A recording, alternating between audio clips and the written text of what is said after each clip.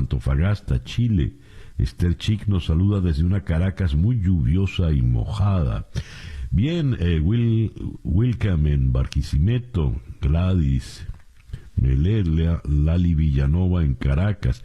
Gracias por acusar la sintonía, reportar la sintonía de Día a Día. Día a Día es una producción de Flor Alicia Anzola para En Conexión Web, con Laura Rodríguez en la producción general, Bernardo Luzardo en la producción informativa, Carlos Márquez Calique en la transmisión de YouTube, Jesús Carreño en la edición y montaje, Daniel Patiño en los controles y ante el micrófono. Quien tiene el gusto de hablarles, César Miguel Rondón. Son las 7:03 de la mañana. Calendario lunar. Venía los días anteriores confundiendo la luna de Piscis con Géminis, así que les di información errada. Ahora tenemos todavía la luna de Piscis allá arriba. Como logré corregir, es la luna del misticismo, es la luna para rezar, para meditar, es la luna de la caridad, es la luna para hacer un retiro espiritual, por ejemplo. Es la luna para reflexionar. Y a partir de las 12:10 de la mañana, esa luna entrará menguante en Aries, que es una luna completamente distinta. Si la de Piscis es la luna de paz y de calma, la de Aries es una luna de rapidez, de energía, de movimientos, la luna para plantearse retos. La luna de Aries es la luna de Alomar Santos, porque es la luna para tomar decisiones sobre la marcha. Como vaya viniendo, vamos viendo. Es una buena luna para plantearse retos. Ahora advierten que las decisiones no es prudente tomarlas a largo plazo, porque los hechos ocurren rápidamente y también culminan muy rápido. Buen detalle, es una excelente luna para iniciar una dieta, para adelgazar. Resumiendo pues por el día de hoy, luna menguante en Piscis y a partir de las 12:10 del mediodía, menguante en Aries, sol en Tauro, cuando nos amanece este miércoles 27 de abril del año 2022. Y que sea este para todos, en cualquier rincón del planeta que usted se encuentre, el mejor día posible. El reloj nos dice que ya son las 7:05 de la mañana. Esto es Día a Día. Conexión especial, el mundo en conflicto. Día 63 de la guerra. Pokrovsk, Ucrania. Rusia abrió hoy un nuevo frente en su guerra con Ucrania y decidió cortar el gas a 2 miembros de la Unión Europea que defienden con firmeza a Kiev. Una drástica escalada en un conflicto que cada vez más se convierte en una batalla más general con Occidente. Al día siguiente de que Estados Unidos y otros aliados occidentales prometieran enviar a Ucrania material militar mejor y con más rapidez, el Kremlin subió la apuesta y utilizó su exportación más esencial como herramienta de presión. Los precios del gas europeo se dispararon con la noticia que la presidenta de la Comisión Europea describió como un intento de chantaje. La escalada llegó en un comunicado de la gigante Gazprom, controlada por el gobierno ruso, y dijo que había cortado las entregas de gas natural a Polonia y Bulgaria, porque se habían negado a pagar en rublos rusos, como había reclamado el presidente Vladimir Putin. La compañía dijo que no había recibido ningún pago desde principios de mes. Sobre el terreno también había temores a que la guerra pudiera extenderse más allá de las fronteras de Ucrania.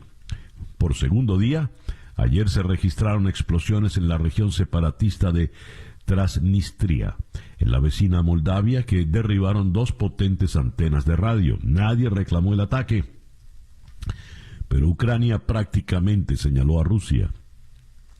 Un misil ruso golpeó un estratégico puente ferroviario que conectaba la región del puerto ucraniano de Odessa con la vecina Rumanía, miembro de la OTAN, según autoridades ucranianas. Justo al otro lado de la frontera, en Rusia, un depósito de municiones ardía en la región de Belgorod, después de que se oyeran varias explosiones, según dijo la mensajería Telegram el gobernador Gladvok. Rusia dijo a principios de mes que 2 helicópteros ucranianos armados habían atacado una reserva de crudo en la misma zona y habían provocado un incendio. La decisión de Gazprom de cortar el gas a 2 países europeos es otro giro siniestro en la guerra que ha revivado las fracturas políticas de la Guerra Fría y ha tenido un impacto inmediato. Los precios del gas en Europa se dispararon 24%. La presidenta de la Comisión Europea, Ursula von der Leyen, describió la medida como otro intento de Rusia de utilizar el gas como instrumento de chantaje. Esto es injustificable e inaceptable.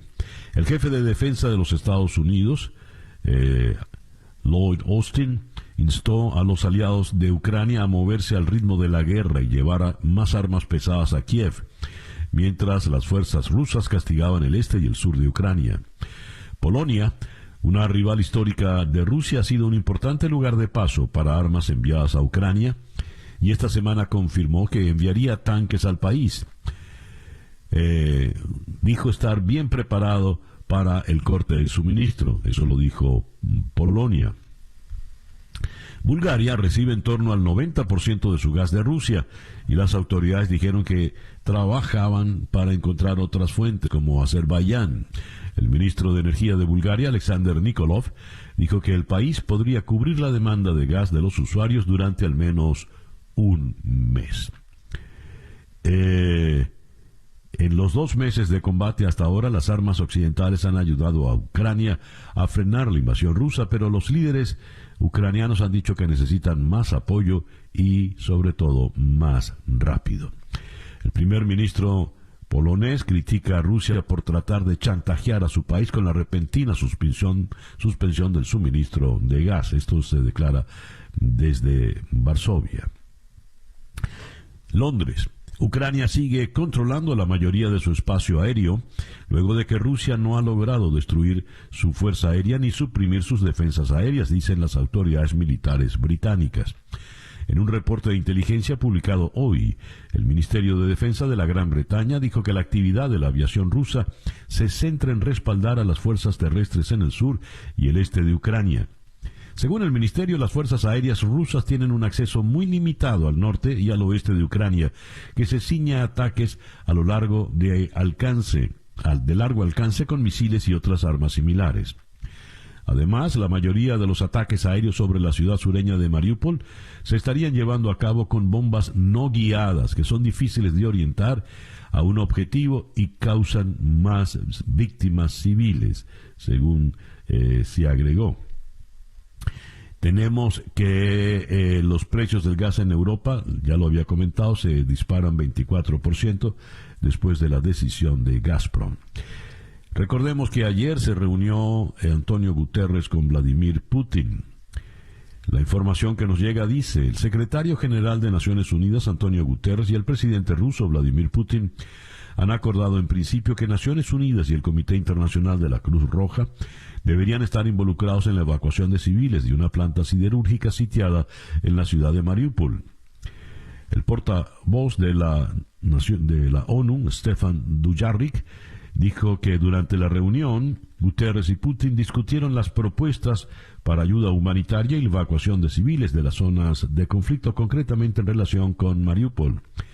La enorme metalúrgica de Azovstal ha quedado prácticamente destruida por los ataques rusos, pero es el último reducto de resistencia ucraniana organizada en Mariupol. Se calcula que unos 2.000 soldados y 1.000 civiles se han refugiado en búnkers bajo la estructura destruida. Y desde Moscú se nos informa que Putin todavía espera negociar un acuerdo pacífico con Ucrania.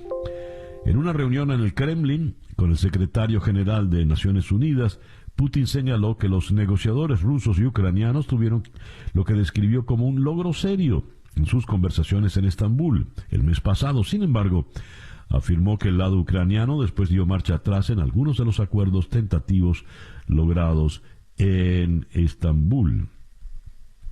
Y tenemos previsto que hoy Antonio Guterres se reúna en Kiev con Volodymyr Zelensky.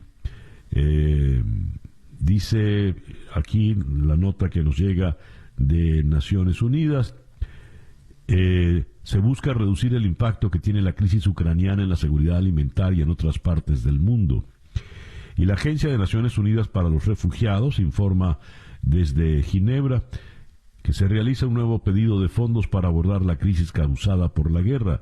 Contempla que hasta 8.3 millones de personas van a huir del país hasta finales de año, según los últimos estimados de ACNUR. Son las 7:15 de la mañana, en Día a Día. Las noticias de hoy en Estados Unidos. The New York Times informa que el coronavirus ha infectado a más de la mitad de los estadounidenses, según un reporte de las CDC. El reporte completo nos dice, según leo en este despacho de AP desde Nueva York, 3 de cada 4 niños estadounidenses han tenido el coronavirus. Los investigadores de los Centros para el Control y la Prevención de Enfermedades, CDC, examinaron muestras de sangre de más de 200,000 estadounidenses, buscando anticuerpos derivados de infecciones y no de vacunas. Hallaron que los indicios de infecciones pasadas aumentaron pronunciadamente entre diciembre y febrero, cuando la contagiosa variante Omicron acechaba al país. El aumento más pronunciado fue en los niños. El porcentaje de las personas de 17 años o menos con anticuerpos aumentó de 45% en diciembre a 75% en febrero. En cuanto a la población en general, 34% tenía indicios de infección previa en diciembre y 58% en febrero. Sí, pensé que iba a aumentar, pero no tanto, dijo la doctora Christy Clark, codirectora del equipo de los CDC a cargo de dar el seguimiento a los contagios. Entre más edad, menor era la probabilidad de tener señas de infecciones previas, según halló el estudio. Para los 65 años o más, el 19% tenía señas de infecciones previas en diciembre y 33% en febrero. Eso probablemente se debe a que los mayores tienden a tener mayores tasas de vacunación y a tomar medidas de prevención como usar la mascarilla o evitar las multitudes, según dijo la doctora Clark. Añadió que las pruebas pueden detectar anticuerpos 1 o 2 años después de una infección y quizás más. Según ensayos, una infección previa podría proteger a alguien de enfermarse gravemente o de ser hospitalizada, pero los CDC enfatizan que aún así también deberían vacunarse. Allí está la insistencia. Continuando con el tema del COVID, esta información nos llega desde Washington. El gobierno está ampliando la disponibilidad de una píldora antiviral usada contra el COVID-19, asegurándole a los médicos que hay suficientes suministros para dársela a personas vulnerables. La píldora llamada Paxlovid, producida por Pfizer, fue aprobada inicialmente en diciembre. Al principio había pocas reservas, pero a medida que disminuían los casos y aumentaba la producción, se fue haciendo más abundante. La Casa Blanca ahora está tratando de despertar conciencia sobre el tratamiento y de ampliar su disponibilidad. El gobierno emitió un mensaje a los médicos del país, asegurándoles que no deben vacilar en recetarle la píldora a quienes lo necesiten. Anunció además que distribuirá el medicamento directamente a las farmacias, aparte de los canales de distribución administrados por los estados. Se calcula que ello aumentará la cantidad de centros de venta de 20,000 a más de 30,000 para la próxima semana y eventualmente a más de 40,000. En otras noticias de los Estados Unidos, y viniendo también desde la Casa Blanca, el presidente Biden da señales de querer cancelar la suma, las deudas de algunos estudiantes. Esto sería un paso muy, muy importante para ayudar a los estudiantes que vienen en dificultades desde la reclusión de la pandemia. Y siguiendo en Washington, hay temores en la Casa Blanca de que el senador Manchin no vaya a votar con los demócratas cuando se vuelvan a discutir las leyes presupuestarias, con lo cual seguiría entonces en su misma postura. Pasando a otro tipo de informaciones, sequía en California obliga a reducir el consumo de agua. Los Ángeles El proveedor de agua más importante del sur de California adoptó ayer una medida sin precedentes que consiste en exigir que unos 6 millones de personas limiten el riego al aire libre a un día de la semana, mientras la sequía continúa asolando al estado. La Junta Directiva del Distrito Metropolitano de Agua del Sur de California declaró una emergencia por escasez de agua y exigió a las ciudades y agencias a las que abastece que simplemente el recorte desde el 1 de junio y lo hagan cumplir o enfrenten muy fuertes multas. No tenemos suficientes suministros de agua en este momento para satisfacer la demanda habitual. No hay agua, dijo Rebecca Kimmich, portavoz del Distrito Metropolitano del Agua. Siguiendo en el sur, el gobierno de Estados Unidos dio a conocer un plan para hacer frente al aumento en el número de migrantes que llegan a la frontera sur del país, que se prevé que ocurra cuando se levante la orden de salud pública que ha impedido que la gente solicite asilo. Un memorando del secretario de Seguridad Nacional, Alejandro Mayorkas, esboza un plan más robusto para hacer cumplir la ley de inmigración de Estados Unidos sin el uso del título 42, el cual fue invocado al comienzo de la pandemia en marzo del 2020. Cuando se levante la orden de salud pública del título 42, prevemos que los niveles de migración aumentarán, ya que los contrabandistas tratarán de aprovecharse y obtener ganancias con los migrantes vulnerables, dijo textualmente Mayorkas en un comunicado. Y el reloj nos indica en este momento que ya son las 7:22 de la mañana acá en Día a Día. Estas son las noticias de Venezuela. Hoy me llega la primera página virtual del diario El Nacional de Caracas, donde el gran titular para el día de hoy, miércoles 23 de abril, dice: Gobierno, patronal y sindicatos instalaron mesa de diálogo con el apoyo de la OIT. Revisarán el cumplimiento de los convenios. El director general de la Organización Internacional del Trabajo, Guy Ryder, señaló que tienen previsto abordar cuestiones pendientes sobre la aplicación de los convenios números 26, que tiene que ver con la fijación de los salarios mínimos, 87, que tiene que ver con la libertad sindical y protección del derecho de asociación, y 144, que tiene que ver con la consulta tripartita. Desde hace varios meses hemos estado en contacto permanente y fluido con el señor ministro de Trabajo, José Ramón Rivero, y con los representantes de los sindicatos y las empresas para concretar las bases de este foro que puede fortalecer el diálogo en el país, dijo textualmente Ryder, quien manifestó su esperanza en que el gobierno y los interlocutores sociales aprovechen esta oportunidad única para establecer una relación de confianza mutua para la reconciliación nacional basada en la transparencia y en el consenso para avanzar en la búsqueda de un futuro mejor. Fin de la cita. También destaca el diario El Nacional: detuvieron a 5 venezolanos en operación antidrogas en República Dominicana. Continúan los decomisos de cocaína en el Caribe. Y en términos de fe, leo acá que el Beato está en la Gran Manzana. Una reliquia del doctor José Gregorio Hernández llegó a Nueva York. En el Día de la Divina Misericordia, la Catedral de San Patricio acogió el objeto en una Eucaristía presidida por el cardenal Baltasar Porras y concelebrada por los presbíteros Alejandro Kerry y Gerardino Marrachini, según informó la Arquidiócesis de Caracas en sus redes sociales. San Patricio es la mayor catedral de estilo gótico en Estados Unidos y es la sede del arzobispado neoyorquino. El próximo sábado, 30 de abril, se celebrará el primer año de la beatificación del llamado médico de los pobres. En otras informaciones que vienen de Venezuela, se designan los nuevos miembros del Tribunal Supremo. Un despacho de AP desde Caracas nos dice: la Asamblea Nacional de Venezuela aprobó la designación de los 20 nuevos magistrados del Tribunal Supremo de Justicia para un periodo de 12 años. En el organismo del Poder Judicial predominan una vez más juristas que son percibidos como aliados del gobierno y ex legisladores oficialistas.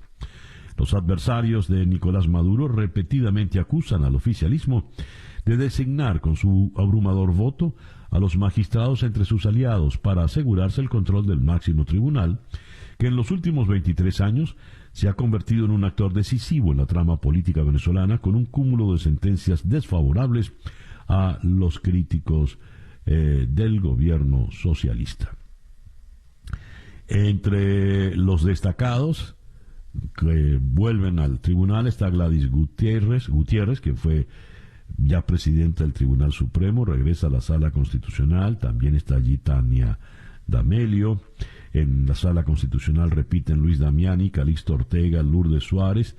Michael Moreno, el actual presidente, repite en la Sala de Casación Penal. Gutiérrez, D'Amelio, Damiani, Ortega, Suárez y Michael Moreno figuran en una lista de más de 100 funcionarios venezolanos sancionados por la Oficina del Control de Activos Extranjeros, OFAC, del Departamento de Estados Unidos, por su presunta participación en violaciones masivas de derechos humanos y por socavar la democracia en Venezuela, entre otros motivos.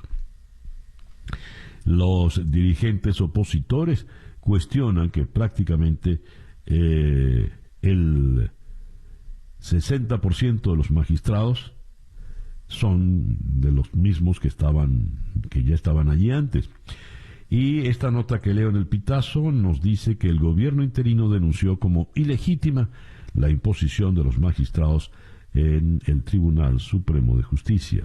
A través de un comunicado, el gobierno interino señaló que este hecho es la muestra más reciente de la ausencia de democracia en nuestro país, marcada por un proceso de repartición de cuotas entre los distintos grupos de poder de la dictadura y sus cómplices, que aleja la posibilidad de encontrar justicia, verdad y reparación para miles de venezolanos que han sufrido en carne propia las arbitrariedades por las que se ha caracterizado la vida en Venezuela en las últimas 2 décadas. Siguiendo con el gobierno interino, según leo en Efecto Cocuyo,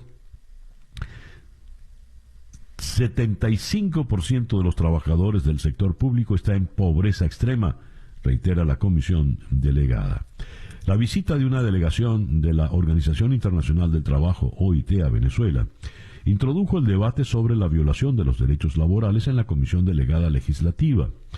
Guillermo Palacios, integrante de la instancia parlamentaria opositora, alertó que el 75% de los trabajadores del sector público están en pobreza extrema. La cifra fue revelada en la encuesta nacional sobre condiciones de vida, ENCOVI 2021. El estudio también señala que 58% de los trabajadores del sector privado están en esa misma condición. Y el Foro Cívico afina propuestas para Maduro, quien ya inició diálogo tripartito con los trabajadores y los empresarios a propósito de la visita de la OIT. Cierro con esta información que leo en Al Navío. Representantes de los gobiernos de Venezuela y Estados Unidos se reunirán nuevamente para discutir un eventual acuerdo de comercio petrolero y alivio de sanciones sobre PDVSA. Según revela The Economist, la reunión será en Trinidad y Tobago. Por parte del gobierno de Maduro asistirán la vicepresidenta Delcy Rodríguez y el ministro de Relaciones Exteriores Félix Plasencia. El medio británico señala que Chevron ha dado pasos concretos y negociado para reactivar su operación en Venezuela en medio de estas conversaciones con la administración de Maduro y la de Biden. 7:29 de la mañana. Escuchas Día a Día con César Miguel Rondón. Nuestra ronda de entrevistas del día de hoy la vamos a comenzar en Bilbao con la profesora Susana Mangana, profesora de Relaciones Internacionales en la Universidad de Deusto. Con ella analizaremos lo más reciente de la guerra, el ya no más gas ruso a Polonia y Rumania, la visita de Guterres a Moscú y ahora a Kiev. Luego iremos a Caracas para conversar con Jorge Roy, quien fuera presidente de Fede Cámaras y es miembro del Consejo de Administración de la OIT. Con él analizaremos la verdadera importancia y trascendencia de la visita de la OIT a Venezuela. De Caracas iremos a Orlando para conversar con la politóloga María Isabel Puerta Riera. El gobernador de Florida, Ron DeSantis, firma la ley que crea la Brigada contra el Fraude Electoral y que realiza cambios que afectan a los electores. ¿Cuáles podrían ser las consecuencias? Hablaremos un poco de DeSantis y sus ambiciones presidenciales. De Orlando iremos a Lima para conversar con la analista Diana Seminario, repitiendo el patrón de varios presidentes populistas. Hugo Chávez, por ejemplo. Pedro Castillo presenta el proyecto para una asamblea constituyente. De Lima iremos a un sitio que todavía no me han precisado para conversar con la periodista Rona Rísquez. Hugo Carvajal, el general venezolano retirado, conocido como El Pollo, dice que puede colaborar con Colombia si los Estados Unidos se lo piden. ¿Que va a conversar con Colombia? Bueno, dice que tiene pruebas de cómo Nicolás Maduro financió a Gustavo Petro, el candidato izquierdista favorito para las elecciones presidenciales en Colombia. Y cerraremos en Ciudad de México con Daniel Lizárraga, editor general del Faro en El Salvador, los excesos de las autoridades salvadoreñas en la lucha contra las pandillas. Amnistía Internacional señala que se está en una tormenta perfecta para la violación de los derechos humanos. Esta será nuestra agenda, nuestra ronda de entrevistas para el día de hoy, miércoles 27 de abril. El reloj indica 7:31 de la mañana, una pequeña pausa y ya regresamos con el editorial en Día a Día. Para estar completamente informado, antes de salir y que usted debe conocer. Día a Día, con César Miguel Rondón. Escuchas Día a Día con César Miguel Rondón. 7:33 de la mañana. Mónica Gustova. Perdón, sí, adelante. El editorial con César Miguel Rondón. Les decía, Mónica Gustova es una escritora checo-española, novelista, que escribe un artículo donde habla de Rusia y su sueño de extenderse de Vladivostok a Lisboa. Ella nos plantea como para Vladimir Putin todo lo que está en juego es el viejo espíritu de la Unión Soviética. Leo textualmente.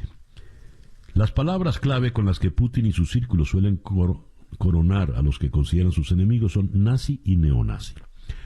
Además de Ucrania, Japón es neonazi. El presidente de la CDU alemana, Friedrich Marx, es nazi, porque considera, por ejemplo, que los crímenes cometidos por el ejército ruso en Siria como barbarie. También son nazis los suecos, porque Suecia se comporta como los nazis al imponer bloqueo a los barcos rusos. Letonia es neonazi por conmemorar a las víctimas ucranianas de la agresión rusa. Estonia, que retiró un monumento soviético del centro de Tallinn, expresa la ideología nazi. Y así sucesivamente. Para Putin, la Guerra Fría era la continuación de la Guerra Mundial, y su término, el término de la Guerra Mundial, representó para Putin apenas una pausa. De acuerdo con esta visión, ahora Putin intenta legitimarla afirmando que Rusia no podía hacer otra cosa que defenderse de los nazis, como hizo en los años 40 del siglo pasado. En su mente, escribe nuestra articulista, los ucranianos han tomado el relevo del ejército de Hitler, al que durante la Segunda Guerra Mundial los rusos vencieron en Stalingrado y así ayudaron a derrotar a Alemania. La idea de Putin es que Rusia debe ir desde Vladivostok nada menos que hasta Lisboa. Esa es la mentalidad que tiene el líder ruso, según lo describe esta novelista checo-española Mónica Gustova. Ahora bien, leo un artículo que tiene que ver con lo anterior. La propaganda de Putin mete a Rusia en un callejón sin salida. Esto lo escribe Alberto Rojas en El Mundo de Madrid. Vladimir Putin se ha metido en un laberinto. Su fuerte apuesta por cebar a los rusos de propaganda bélica basada en una entre comillas, guerra honorable contra los nazis ucranianos, le está cerrando a Rusia todas las puertas para salir bien parada de este conflicto con una negociación de paz. Para Putin, o victoria o nada. Esta postura no solo crea una fantasía paralela sobre la que es imposible tratar nada, ya que ni Ucrania es un país gobernado por los nazis, ni Zelensky es Adolfo Hitler. Pero la insistencia de Putin en la llamada desnazificación del enemigo no permite, por la propia condición del monstruo que ha creado a ojos del pueblo ruso, llegar a ningún pacto ni acordar ninguna retirada que pueda satisfacer a su ejército, cada vez más frustrado por sus decisiones y sus ciudadanos. Recordemos que para Putin el 9 de mayo es una fecha crucial. El 9 de mayo es el aniversario de la entrada del Ejército Rojo en Berlín, la izada de la bandera soviética en el Bundestag, en la puerta de Brandenburgo también, sobre todos los monumentos que estaban en pie en Berlín para aquel mes de mayo del 45. El 9 de mayo del 2022, Vladimir Putin tiene que mostrar una victoria. En un anacronismo imperdonable, quiere de nuevo derrotar a los nazis, que ahora, según él, son los ucranianos. ¿Qué pasará de aquí al 9 de mayo? Veremos. El reloj indica 7:38 de la mañana, esto es Día a Día. El reloj indica en este momento 7:41 de la mañana, esto es Día a Día. Noticias de Cuba. En 14:30 leo que Cuba sigue con datos de turismo pésimos, a diferencia de sus vecinos. Desde el suelo es difícil caer, y esto lo sabe bien el ministro de Economía, Alejandro Gil, que dijo: el turismo nacional ha tenido un comportamiento favorable en el primer trimestre de este año. La isla recibió entre enero y marzo 313.908 turistas, una cifra muy superior a los 128.159 del mismo periodo del año anterior. Sin embargo, la cantidad es ínfima si se compara con los viajeros que dejaba el mismo trimestre, el mejor del año, antes de la pandemia. En 2020, cuando ya se notó el efecto del cierre de fronteras en muchos países desde marzo, llegaron a Cuba 982.134 turistas, y un año antes, en el 2019, se alcanzó 1.470.457. Alejandro Gil participó ayer en una reunión del Consejo de Ministros en la que ofreció varios indicadores económicos, y hablando del turismo, la joya de la corona para el gobierno cubano, explicó que solo en marzo se recibió 128.159 turistas. Abril puede ser mejor que marzo. Ello ratifica una tendencia a la recuperación gradual de este sector, pero la gradualidad es lenta. También leo en 14:30, el olor a basura invade las calles de La Habana por falta de camiones y contenedores. No son malos, son malísimos, dice tajantemente Gualfrido, ex chofer de un camión de recogida de basuras de los servicios comunales de La Habana. El objeto de su molestia son los contenedores de basura de color azul, que son la mayoría actualmente en las calles de la ciudad. Están desbaratados y eso empeora la situación que ya llevamos con los problemas de combustible. Y aquí tenemos la gráfica de los contenedores en cuestión, rebasados por la basura que llena las calles. En el Diario de Cuba leo que el Partido Comunista de Cuba viola sus reglas e incluye a un general octogenario en su buró político. Un año después del establecimiento del límite de 60 años de edad para ingresar al buró político del Partido Comunista de Cuba, los integrantes de la agrupación rompieron sus propias reglas para incluir en la cúpula de la organización al general de Cuerpo de Ejército Ramón Espinosa Martín, de 83 años. En Granma señalaron que los miembros del Comité Central del Partido Comunista solicitaron una excepción para incluir al octogenario militar cubano en la cúpula de la organización. Se revela el contenido del diálogo Cuba-Estados Unidos. Washington hizo una oferta a La Habana a cambio de retomar los visados. El gobierno de Estados Unidos reveló ayer que solicitó a La Habana aceptar a los cubanos que deporte de territorio estadounidense a cambio de avanzar en la tramitación de visados.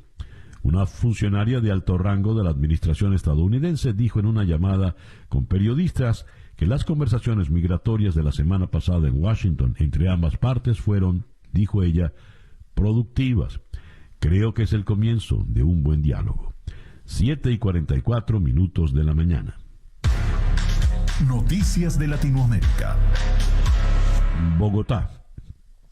En un reconocimiento sin precedentes frente a las familias de las víctimas, 10 militares retirados admitieron públicamente su responsabilidad en la ejecución de más de un centenar de civiles en 2007 y 2008 en Colombia, presentados por el ejército como guerrilleros muertos en combate.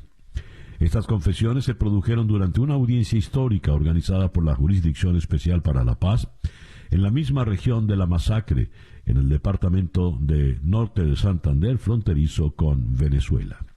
Guayaquil. En pleno auge del narcotráfico, los ojos de la policía están sobre el mayor puerto de Ecuador. Las mafias combinan corrupción e ingenio para sacar cocaína por toneladas hacia Europa y Estados Unidos en contenedores contaminados, entre comillas, que se han convertido en dolor de cabeza para los exportadores. Los narcos prefieren el puerto de Guayaquil porque por aquí sale la mayoría de exportaciones a Europa y Estados Unidos, dijo el mayor Richard Riera, jefe de la Unidad de Información de Puertos y Aeropuertos de la Policía Nacional del Ecuador. Brasil.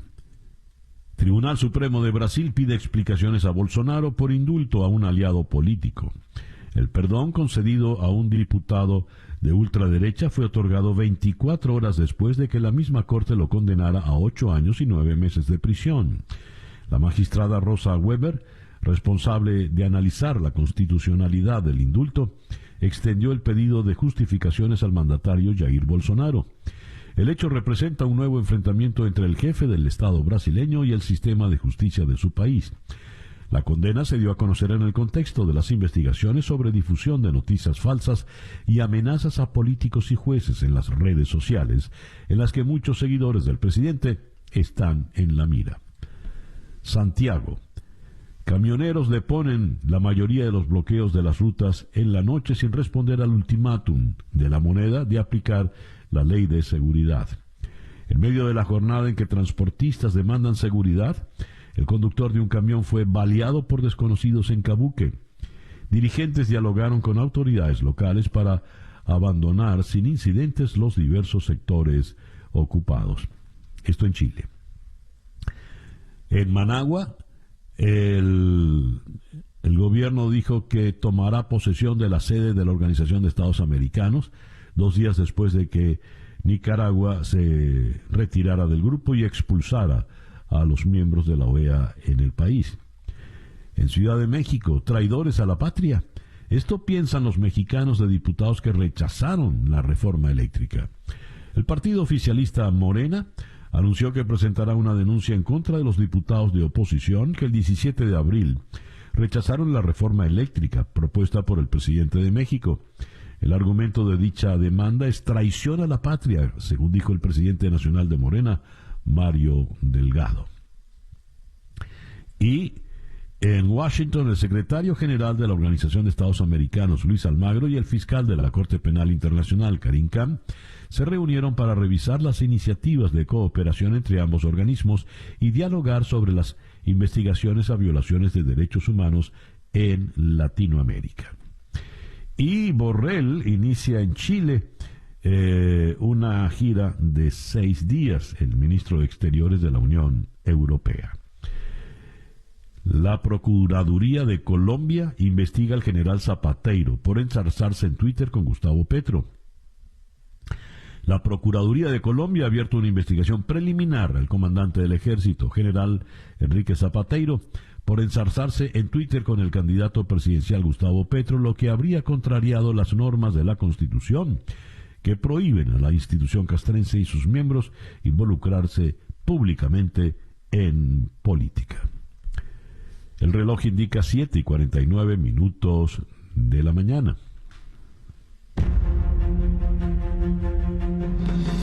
información del mundo día a día.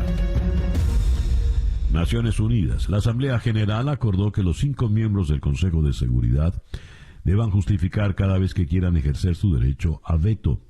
La medida se adoptó en el contexto de la guerra de Ucrania, aunque Liechtenstein, su principal impulsor, asegura que no está dirigida a Rusia.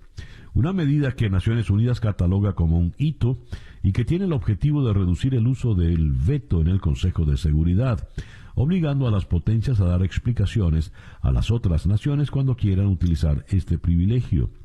China y Rusia toman distancia de la iniciativa. La medida fue propuesta por Liechtenstein y respaldada por decenas de países, tanto que fue aprobada por aclamación, sin que fuera siquiera necesario celebrar una votación. El Papa Francisco exhortó a quienes tienen el poder de detener la guerra a que escuchen el grito de paz de toda la humanidad. Lo dijo durante la audiencia general celebrada hoy miércoles en la plaza de San Pedro.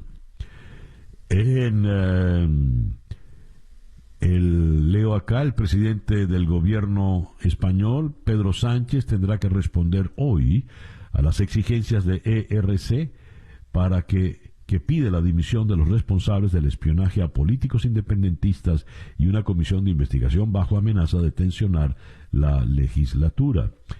ERC es la Esquerra Republicana de Cataluña. Bangkok. Birmania en crisis. Un tribunal de justicia birmano, creado por los militares golpistas, condenó hoy a 5 años de cárcel a la derrocada líder y premio Nobel de la Paz Aung San Suu Kyi por uno de los casos de corrupción a los que se enfrenta, según informaron fuentes gubernamentales. Beijing. La capital de China está en carrera para detectar casos de COVID y evitar la angustia que invadió a Shanghái.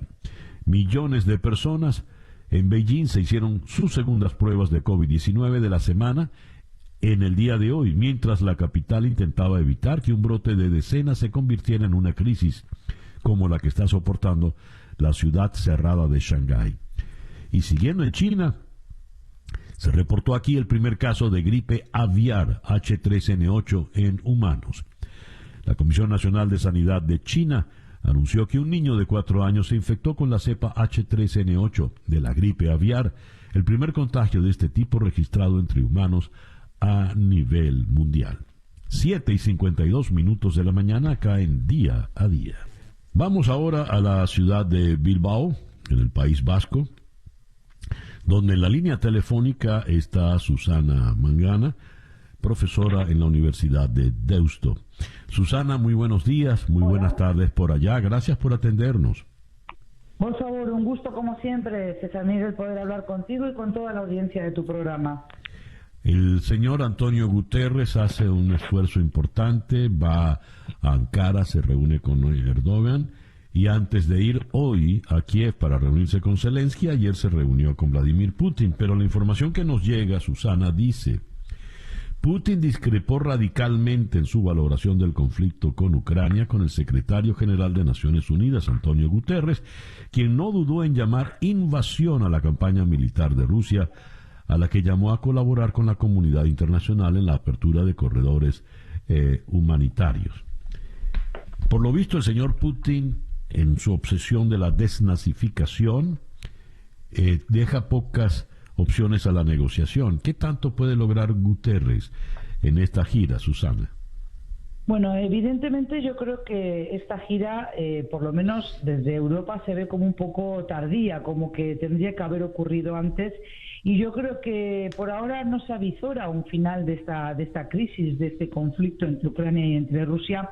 Y por tanto, si bien todos los líderes europeos avalan la posición y el posicionamiento ideológico del secretario general de Naciones Unidas, que evidentemente coinciden en llamarlo una invasión y una guerra de ampliación, como también se le ha dicho en clave militar, pues era algo que ya sospechábamos, ¿no? Que no iban a tener un punto de vista común, es decir, no iba a haber un consenso respecto de cómo solucionar no solo el tema de los corredores humanitarios, sino de cómo volver a la mesa de negociaciones, toda vez que eso parece que ha quedado en stand-by, ¿no? Y que, bueno, sí, ninguno de los voceros de Putin entiende que es momento para llamar a un alto el fuego. Con lo cual, ¿qué tanto puede hacer Guterres más allá de conseguir algún tipo de acercamiento al Kremlin para que Putin acepte que tanto Cruz Roja Internacional como también Naciones Unidas sean los gestores de esos corredores humanitarios, porque se teme y mucho por esos civiles que todavía están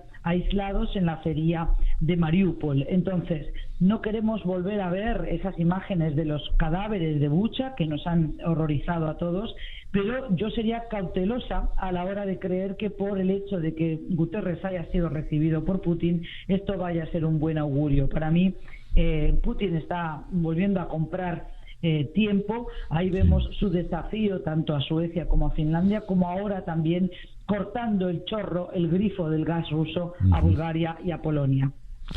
¿Qué consecuencias tiene esto? La señora von der Leyen dijo que esto es un chantaje inaceptable. ¿Qué opina, Susana? Bueno, evidentemente aquí hay una guerra de desinformación, hay una guerra, una pulseada entre el más fuerte, a ver quién resiste más, quién es el que puede de alguna manera desafiar más, tanto Estados Unidos, con la visita también del secretario de Estado Antony Blinken el domingo, junto con el secretario de Defensa Lloyd Austin, apoyando claramente a Zelensky de Ucrania. Esto todo es un desafío y evidentemente Putin no se iba a quedar quieto ni ante las sanciones económicas ni ante lo que él llama ya naciones que han dejado de ser amigas y que están enemistadas, según él lo ve, son poco amistosas, dijéramos así, con Moscú, con lo cual era previsible que ante la catarata y la andanada de sanciones punitivas a Putin, pero también a los oligarcas rusos, él iba a tomar represalias. Ahora bien, aquí estamos jugando al gato y al ratón. La OTAN y Estados Unidos y Europa no intervienen directamente en el conflicto con botas en militares o con aviones que sobrevuelen el espacio de Ucrania o de Rusia, pero evidentemente han enviado armas, siguen haciéndolo. El propio presidente español estuvo allí recientemente, también prometió nuevos envíos de municiones y de armas, pero también sabemos que hay mercenarios pagos por la Unión Europea y por otros países, previsiblemente por Estados Unidos. Es decir, estamos otra vez utilizando una guerra de proxies, ¿no? Es decir, a terceros para luchar o para llevar adelante esta guerra que están librando en estos momentos, yo creo, sobre todo Estados Unidos y de Rusia. Y eso es lo que me temo, que una vez más se está utilizando el territorio, como también hasta hace poco, de Siria o de Yemen, y ahora podemos decir Ucrania, para librar otro tipo de guerras mayores, y eso es lo que me preocupa, ¿no? Que realmente esto se salga de control, y sabemos que planea sobre nuestras cabezas siempre, César, la amenaza de Putin de llegar al uso del arma nuclear, ¿verdad? Y esto es muy, muy, muy peligroso. A ver, Susana, ya como última pregunta, la guerra se está extendiendo. Moldavia, un bombardeo, unas explosiones en depósitos petroleros en una ciudad rusa, Volgorod. Según los ucranianos son acciones de los rusos, pero los rusos piensan lo contrario. Esto se nos está yendo de las manos, digo, a ellos, a los que están en esta situación de guerra, especialmente a Putin. Y sí, evidentemente, como yo por eso apuntaba antes, estamos también ante una guerra de desinformación. Nunca antes habíamos tenido los ciudadanos a nivel mundial la posibilidad de ver prácticamente en directo o con muy poquitas horas de retraso ese tipo de ataques, ese tipo de bombardeos, pero también a los civiles malheridos siendo evacuados, o a los cadáveres. Con lo cual hay una guerra de narrativas y de desinformación muy importante. Lo vemos hasta en los términos que se emplean, tanto Putin castigando a los periodistas rusos o también el régimen chino cuando se habla de invasión y no de guerra. Es decir, no se puede emplear la operación, tiene que ser operación militar especial y no hablar de una guerra abiertamente. Entonces, eso tenemos que ser muy conscientes de que sí, que hay una guerra de desinformación. Rusia dice que ha habido una operación de montaje en Bucha, que por tanto las masacres que nos han relatado los periodistas internacionales en el terreno son producto de los propios militares ucranianos o los milicianos ucranianos. A ver, esto es algo que ahora a mí me interesa llevarlo a otro punto. Bueno, Putin tiene interés en esa guerra de ampliación, en seguir conectando Crimea con Transnistria. Tú hablabas de esa región de Moldavia prorrusa y separatista, y él se ampara en el artículo 51 de los Estatutos de Naciones Unidas y sobre todo en el precedente de Kosovo para decir que cuando hay una región separatista y que tiene voluntad de llevar adelante esa separación, no tiene por qué esperar el aval o la conformidad del gobierno central. Eso es un absurdo, porque si eso fuera así, entonces España hubiera tenido todavía más problemas con la Comunidad Autónoma de Cataluña, con la Comunidad Autónoma donde yo estoy y resido, del País Vasco. Es decir, obviamente que no podemos desde Europa secundar esta tesitura de Putin, pero tampoco podemos hacernos los tontos o los que no conocemos la historia reciente, y evidentemente que ha habido muchas veces cálculos geoestratégicos muy interesados que hicieron que algunos líderes de Europa tuvieran adoptaran medidas que finalmente han sido un boomerang. Kosovo puede ser una de ellas, como también haber participado, por ejemplo, de la manera que se ha hecho en la guerra de Siria, o por ejemplo permitiendo el bombardeo saudí sobre población indefensa civil yemení. Con lo cual todo esto es algo que tendremos que el día después conversar y ver cómo seguimos adelante, qué nuevo orden mundial estamos construyendo entre todos, porque Putin no va a parar ahí en Ucrania, como nos lo demuestra el ejemplo de esa región de Transnistria separatista en Moldavia. Susana, muchísimas gracias por estos minutos en la mañana de hoy. Por favor, muchas gracias a ti por este contacto. Saludos. Susana Mangana, profesora en la Universidad de Deusto, nos habló desde Bilbao. 8:03, nos pasamos una pequeña pausa y ya regresamos. Para estar completamente informado, antes de salir y que usted debe conocer. Día a día, con César Miguel Rondón. 8:09 de la mañana caen día a día. La Organización Internacional del Trabajo de Naciones Unidas, OIT, instala mesas de negociaciones en Venezuela con el gobierno, sindicatos y empresarios después de casi 29 años. ¿Qué tan importante es esto? ¿Cuán trascendente es? En la línea telefónica en Caracas está Jorge Roy. Jorge fue presidente de Fede Cámaras, miembro del Consejo de la Administración de la Organización Internacional del Trabajo, OIT, en la actualidad. Jorge, muy buenos días, gracias por atendernos. Muy buenos días, José Miguel, saludos por allá y muchísimas gracias por el interés en este importante encuentro. ¿Qué tan importante es y por qué? Bueno, tiene importancia. Primero, a mí no me gusta calificar los hechos así como históricos, porque la historicidad va a depender de lo que hagamos de ahora en adelante con este encuentro, pero ha costado muchísimo tiempo, César Miguel, porque tú has seguido muy bien la queja que Fede Cámaras tiene en la OIT por casi 14 años. Hemos ido avanzando las posiciones de una misión de alto nivel que visitó Venezuela, después a una comisión de encuesta cuyas recomendaciones no se cumplieron, y a raíz de esas recomendaciones que no se cumplieron del máximo organismo de control que tiene la OIT decidió venir a Venezuela para ayudar al gobierno venezolano, que aceptó la conformación de esta mesa de diálogo social para dirimir no solamente las diferencias y la queja que tiene Fede Cámara, sino también abrir un espacio de consulta con todos los interlocutores sociales, como todos los sindicatos de trabajadores, distintos a los de la Central Bolivariana, y esto por sí ya pues refleja un buen acercamiento que ojalá produzca los resultados que todos estamos esperando. ¿Por qué el gobierno cede a instalar esto después de casi 29 años? Pues yo creo que las circunstancias del país han cambiado, ¿no? El gobierno ahora no ve a los empresarios como los autores de una guerra económica, enemigos. Tienen en estos momentos una paz política hasta, digamos, por lo menos un par de años, hasta el 2024, que no hay elecciones. Y lo que le interesa un poco es que haya un desarrollo económico más armónico, mejor. No está buscando peleas que no son necesarias. Entonces creo que eso ha forzado un poquito a que vean con otros ojos a Fede Cámaras, que ya se olviden un poco del capítulo pasado, pero es indudable también que la presión de la OIT es muy importante. La OIT es un mecanismo en el cual el gobierno venezolano hace mucha vida ya, porque un presidente que dice que es el presidente obrero y que está una revolución obrera, que tenga una sanción y que esté mal visto en la Casa de los Trabajadores no es una cosa fácil. Pero yo sí creo que ha ayudado muchísimo la OIT.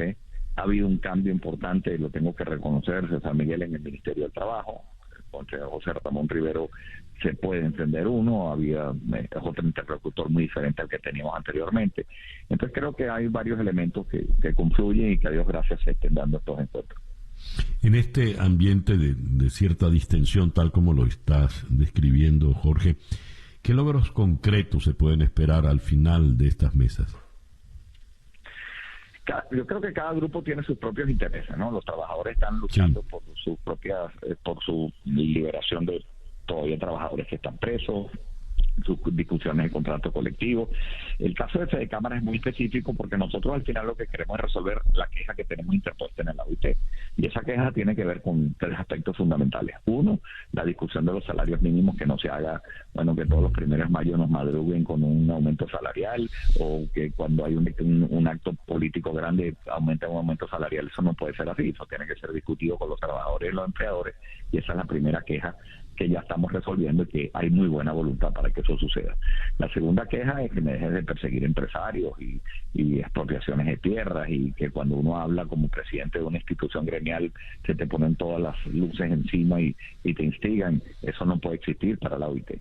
Y el tercero es precisamente lo que estamos haciendo, que todos los asuntos económicos, laborales, que tengan que ver con trabajadores y empleadores se resuelvan con un diálogo tripartito. La recuperación del diálogo tripartito es un principio fundamental para la OIT. Entonces, bueno, esas 3 quejas son las expectativas que nosotros tenemos que no se van a resolver en estos 3 días, San Miguel, vamos a estar claros. Lo que vamos es a tratar de establecer un cronograma de suficientes reuniones con un acompañamiento de la OIT. Lo que tiene diferente este proceso con otros anteriores es que ahora la OIT está vigilante, acompañante, y bueno, creo que eso nos da un poco más de garantías a que estemos discutiendo en la forma correcta y los temas correctos. Por el gobierno se sienta el ministro del Trabajo, por Fede Cámaras, por el empresariado, el sector patronal, se sienta Fede Cámaras, podrá tener sus diferencias internas Fede Cámaras, pero puertas afuera, pues hay una postura única. Pero el sector laboral, ¿cómo se representa? Habida cuenta de que ya no tenemos aquellos tiempos de la poderosísima CTV. Sí, tu pregunta es muy válida. Quizás eso le ha restado un poquito de fuerza a este diálogo tripartito, porque el diálogo tripartito se ha convertido en diálogo sexpartito, o sea, de partido, porque la verdad es que hay 5 centrales sindicales, 6 centrales sindicales sentadas en este momento.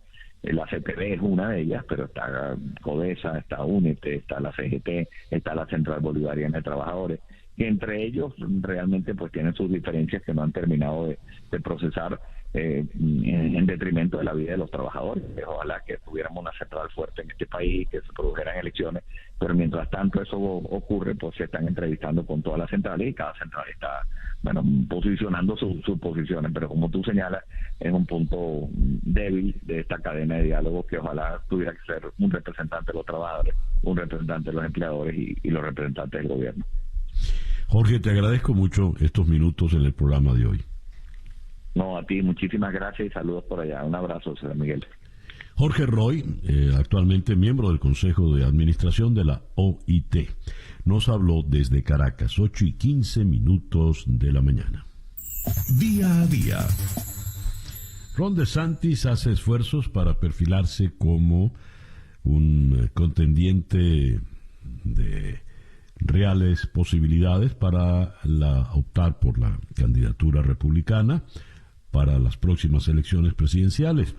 Su rival sería su otrora mentor, Donald Trump, pero antes de llegar allá, pues DeSantis promulga la ley conocida como Tonsay-Gale, caza una pelea para muchos absurda y caprichosa y onerosa con el grupo Disney. Y lo más reciente es que le ha pedido a la legislatura estatal crear una oficina dentro del Poder Ejecutivo que tenga el poder de investigar los delitos electorales. A ver, la palabra delito electoral, teniendo todavía muy fresco las denuncias de Donald Trump con las elecciones del 2020, pues pueden levantar algunas alarmas.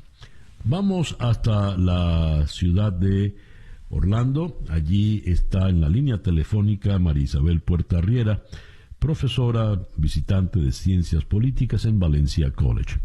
María Isabel, muy buenos días, gracias por atendernos. Buenos días, César, un gusto estar con ustedes. ¿En qué tiene que ver, qué consiste esta ley que trata de llevar adelante el gobernador DeSantis? Bueno, yo creo que DeSantis está haciendo, específicamente con esta iniciativa, está haciendo dos cosas.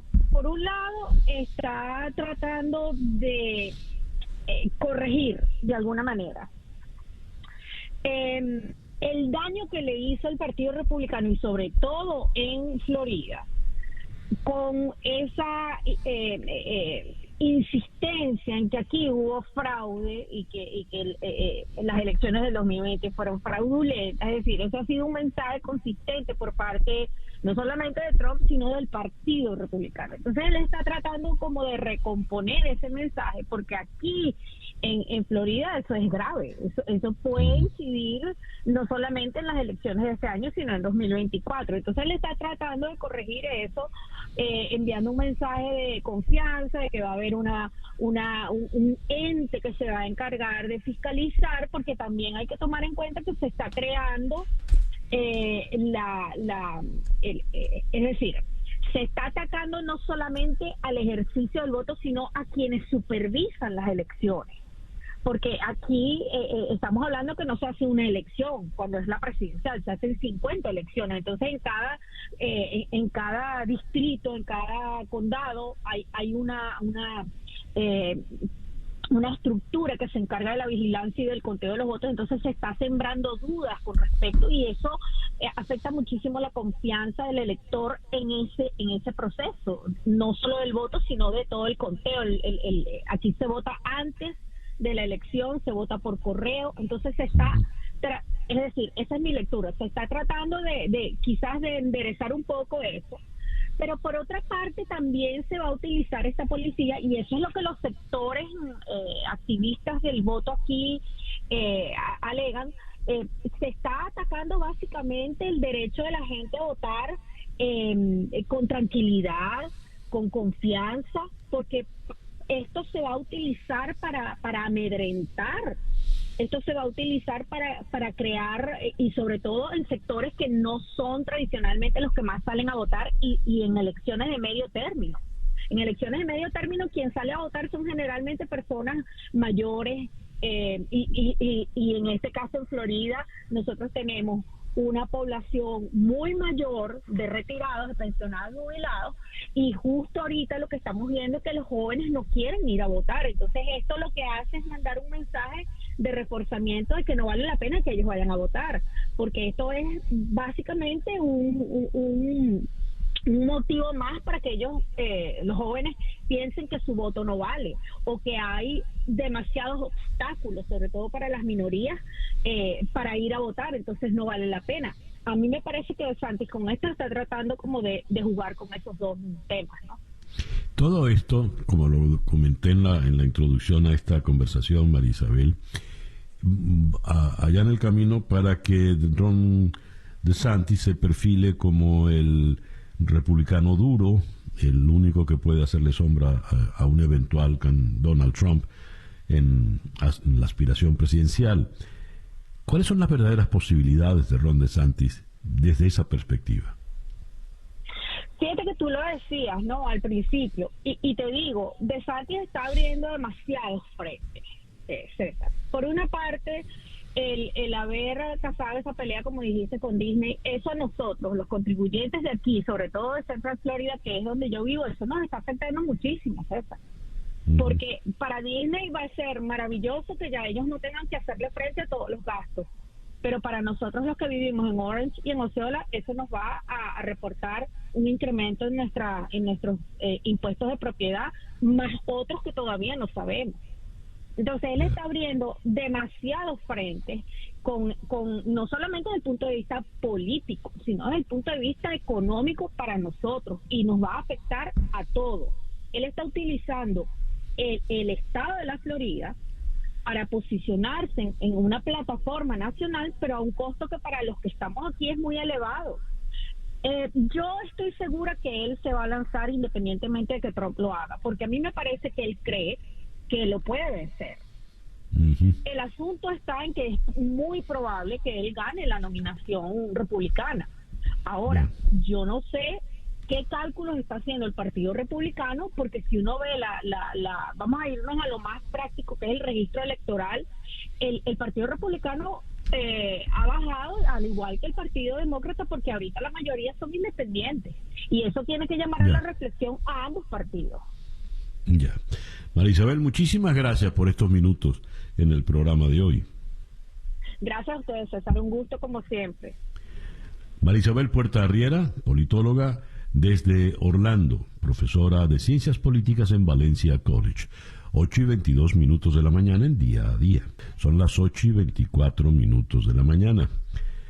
Los venezolanos nos ponemos en alerta cuando un gobernante, sobre todo de tono muy populista, habla de una asamblea constituyente, de redactar una nueva constitución. Sabemos que viene después de esto. Pues el último en apelar a esta ocurrencia es el presidente del Perú, Pedro Castillo. ¿Vendrá una nueva constitución para el Perú en medio de tantas dificultades como las que ha tenido Castillo en su corto ejercicio del poder? Vamos hasta Lima. En la línea telefónica está Diana Seminario. Diana, muy buenos días. Gracias por atendernos. Buenos días, aquí desde Lima, San Miguel. Yo creo que la canción de Gloria Gaynor nos viene a pelo, ¿no? Sobreviviré.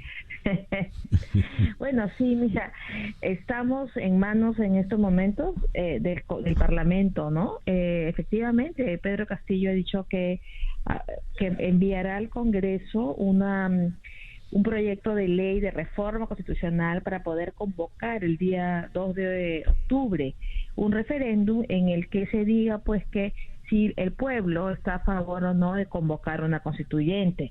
Ahí hay dos dificultades. Uno, eso no está contemplado en la Constitución actual, en la vigente. Entonces, de ahí empezamos con una contradicción.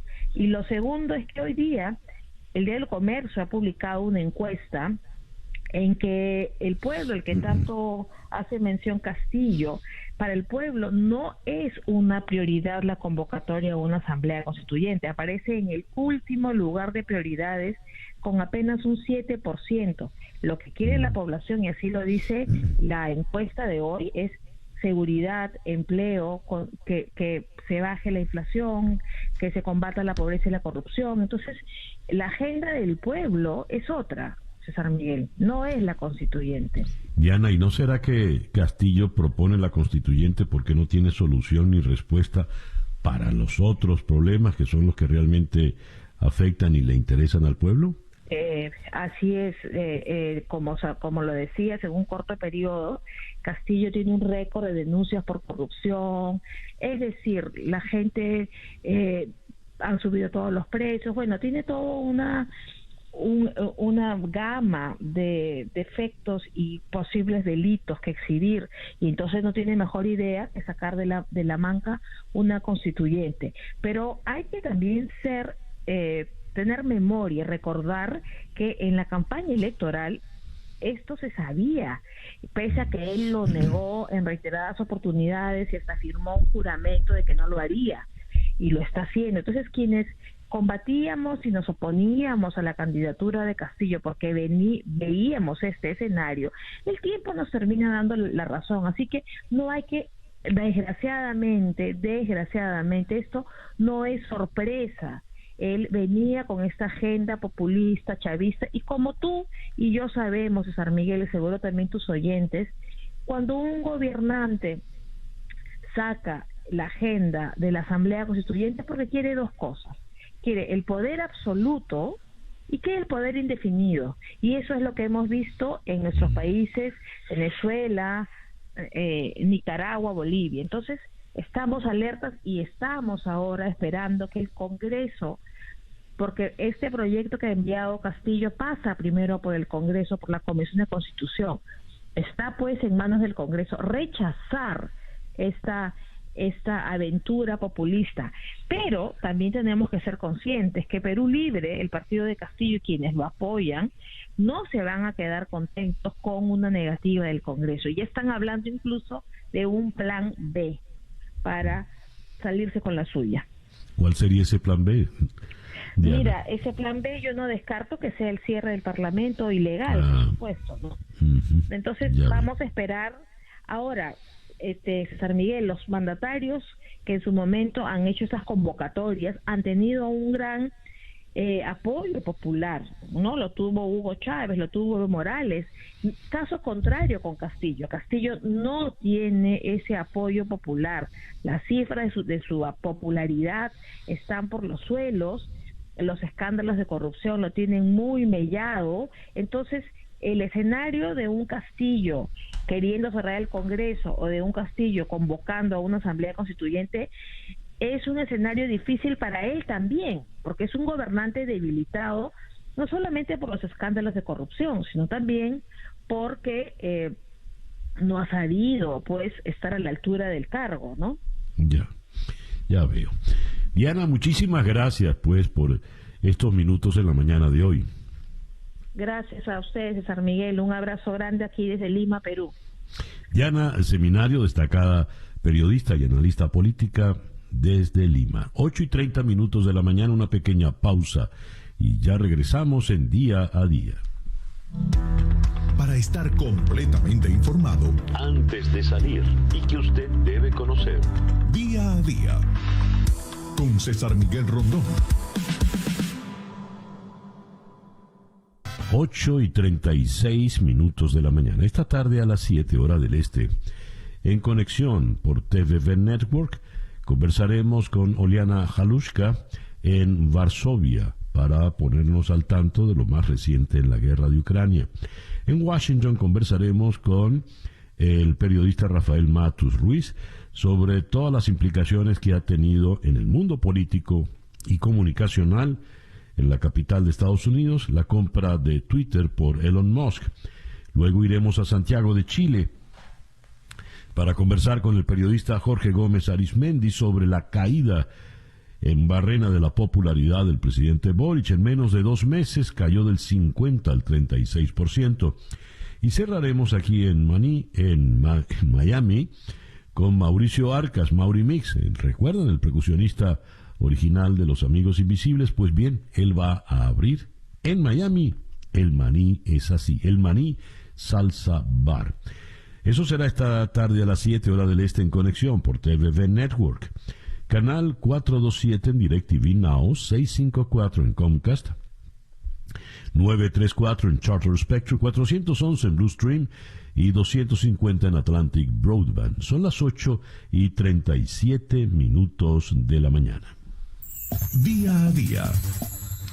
Vamos ahora a la ciudad de Bogotá, donde en la línea telefónica está la periodista venezolana, experta en temas de violencia, crimen organizado, seguridad ciudadana y derechos humanos, y coordinadora editorial de Monitor de Víctimas, Rona Rísquez. Rona, muy buenos días, gracias por atendernos. Hola, ¿cómo estás? Buenos días, César Miguel. Gracias por la invitación.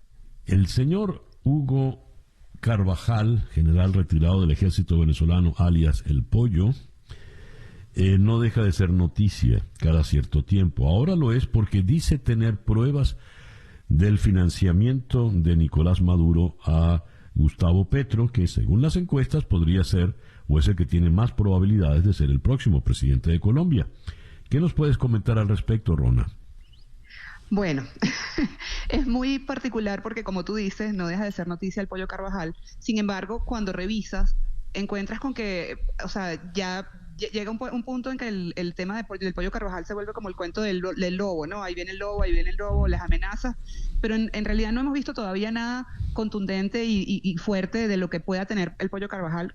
Ojo, no dudo que pueda tener información y que pueda tener datos importantes y comprometedores, pruebas para muchas personas, no solamente de Venezuela, sino de fuera de Venezuela, como en este caso, él dice, se refiere al candidato Petro, ¿no? Pero lo que me llama la atención es que esto es eso, pues ha sido una constante. O sea, el Pollo está ofreciendo todo el tiempo que tiene pruebas de esto, que tiene pruebas de aquello, que va a mencionar a no sé quién, y no hemos visto nada. O sea, yo no sé si es que todo eso está en una investigación tan secreta que no trasciende, o si es que son mecanismos del Pollo para intentar reducir y mejorar su condición en este momento como preso, ¿no? Y sus procesos, los procesos judiciales, incluso el que está que va a tener que enfrentar en Estados Unidos. Entonces, bueno, yo creo que hay que esperar a ver qué tiene el pollo, hay que esperar efectivamente ya acá en Colombia. El sector judicial o la persona del sector judicial que tiene el caso o que está haciendo la investigación dice que efectivamente va a esperar lo que pueda dar el pollo Carvajal, lo que está ofreciendo el pollo Carvajal, que lo va a entrevistar, etcétera. Entonces, bueno, yo creo que hay que esperar a ver qué es lo que va a pasar, qué va a decir el pollo Carvajal, qué tanto tiene. Sin embargo, en lo personal, César Miguel, no necesariamente creo que eso pueda afectar mucho el proceso que lleva el candidato Petro con miras a ser presidente de Colombia, ¿no? Sí, eso creo que es lo medular. En todo caso, no se me parece tanto al cuento del gallo pelón, del lobo feroz, como al del gallo pelón, el cuento de este pollo, ¿no? Sí, no termina nunca.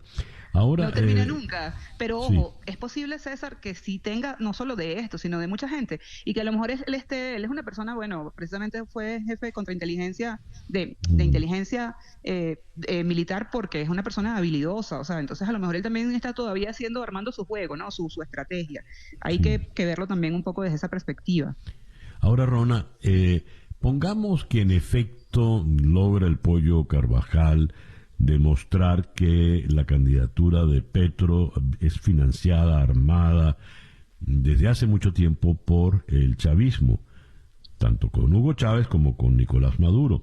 ¿De qué manera puede afectar eso a Gustavo Petro en la carrera electoral? Porque tiene un favoritismo considerable, ¿no? Sí, eso es lo que yo veo, que tiene un favoritismo considerable, y la única manera en que creo que lo pudiera afectar es que se tome una decisión judicial con base a estas supuestas pruebas de una manera rápida, porque si todo queda bueno, se está investigando, hay la presunción y él va a las elecciones, bueno, es posible que gane, y después que gane, pues no sé si será muy fácil retroceder en todo este proceso, ¿no? Entonces creo que es muy determinante saber si lo que puede tener el pollo Carvajal es tan comprometedor y si el Poder Judicial, los tribunales colombianos están dispuestos a mostrar y decir, mira, sí, hay que hacer un proceso y este señor va a quedar, no va a poder participar en las elecciones porque, bueno, esto es escandaloso, qué sé yo, hay unas pruebas contundentes, o no sé, pero de lo contrario, si queda bueno, sí, parece que sí, lo vamos a investigar, no sé qué, llega mayo, que ya, es la primera vuelta, y el señor Petro gana, pues bueno, yo creo que lo veo bastante, o sea, no creo que pueda avanzarse mucho en ese proceso si se maneja si es de esta manera, cosa que creo que es lo más probable que va a pasar, o sea, es muy poco tiempo para que un tribunal pueda decidir quizás una medida de inhabilitación, no sé cómo, no conozco en detalle las leyes colombianas como para saber qué medida tendría que tomar la justicia colombiana en caso de que lleguen unas pruebas sobre este supuesto financiamiento, ¿no? Pero sí creo que el proceso pudiera ser muy lento y que no creo que vaya a afectar en este momento la posibilidad de que el señor Petro vaya a la primera vuelta y gane esa primera vuelta. Eso no significa que gane las elecciones, es posible que tenga que ir a segunda vuelta y bueno, habría que ver también en ese espacio qué puede pasar, ¿no? Bueno, pero eso ya hay que tocarlo después. Segundas vueltas son siempre muy complejas. Exactamente, es así, es así. Pero de cara a la primera vuelta tendría que haber algo demasiado contundente para que pueda afectar el proceso o la carrera que encabeza Petro en este momento de cara a ser presidente de Colombia. Rona, muchísimas gracias por estos minutos en el programa de hoy. Gracias a ti, César, por la invitación. Rona Rizquez, periodista venezolana, coordinadora editorial de Monitor de Víctimas, nos habló desde la ciudad de Bogotá. Son las 8:43 de la mañana, esto es Día a Día. Son las 8:46 de la mañana. Leo que la extensión hasta el 27 de mayo del régimen de excepción en El Salvador tiene el respaldo de la mayoría de la población, pero algunos abogados señalan errores en el método para aplicar las masivas detenciones de personas acusadas de ser miembros de pandillas y de cometer delitos graves. Abordemos este tema con Daniel Lizárraga. Daniel fue editor general de El Faro y ahora, luego de sus dificultades en El Salvador, está en Ciudad de México. Daniel, muy buenos días, gracias por atendernos. ¿Qué tal? Muy buenos días, un saludo para ti y todo tu auditorio. Amnistía Internacional dice que está en una tormenta perfecta el señor Bukele para la violación de los derechos humanos. ¿Qué ocurre? Pues mira, es un problema complejo, pero sí, se han lanzado las alertas porque en este momento ya deben de ir más o menos más de 17,000 personas enviadas a prisión bajo este régimen de excepción, que quiere decir que no tienen derecho a una defensa legal pública, que pueden ser presentados a un juez hasta después de 72 horas.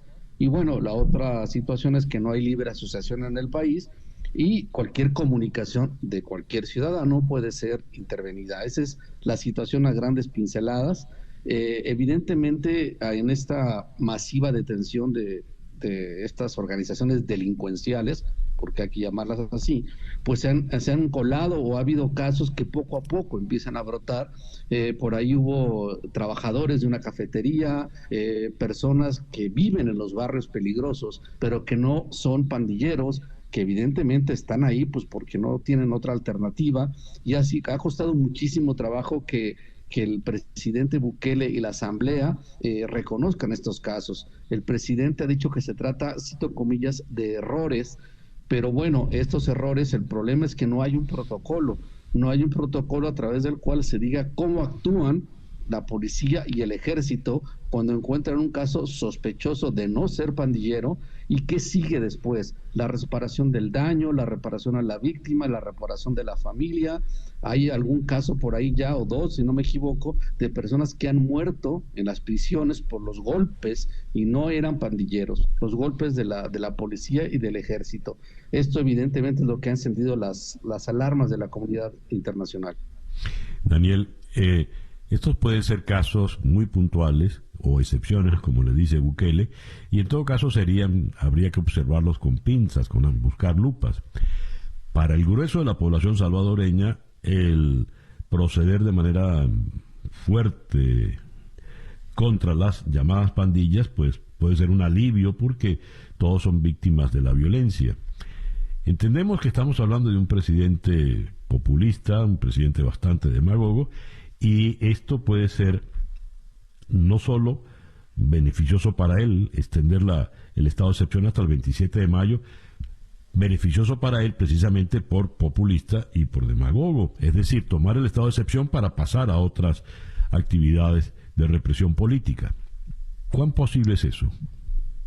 Mira, yo creo que tiene razón a grandes rasgos, pero yo creo que hay que tomar otras cosas en consideración.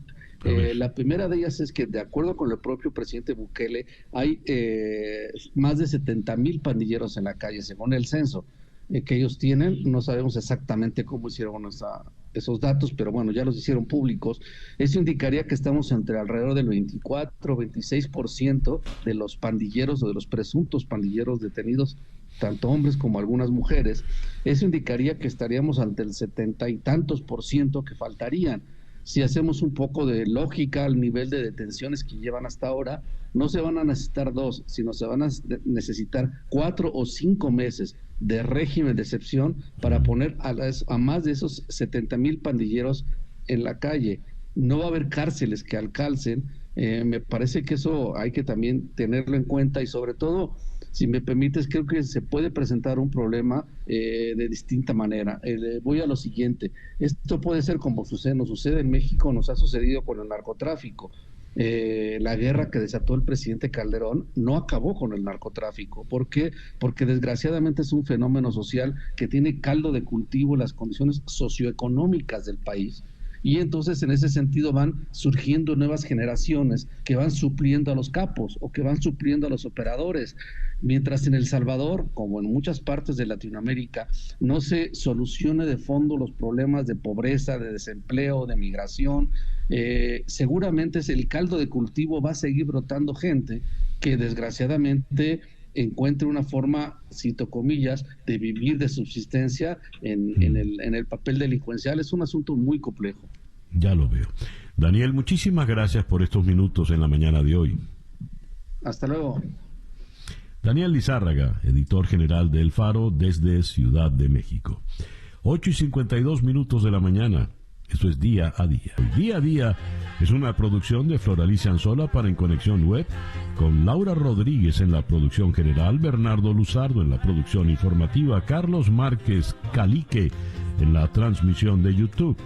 Jesús Carreño en la edición y montaje, Daniel Patiño en los controles, y ante el micrófono, quien tuvo el gusto de hablarles, César Miguel Rondón.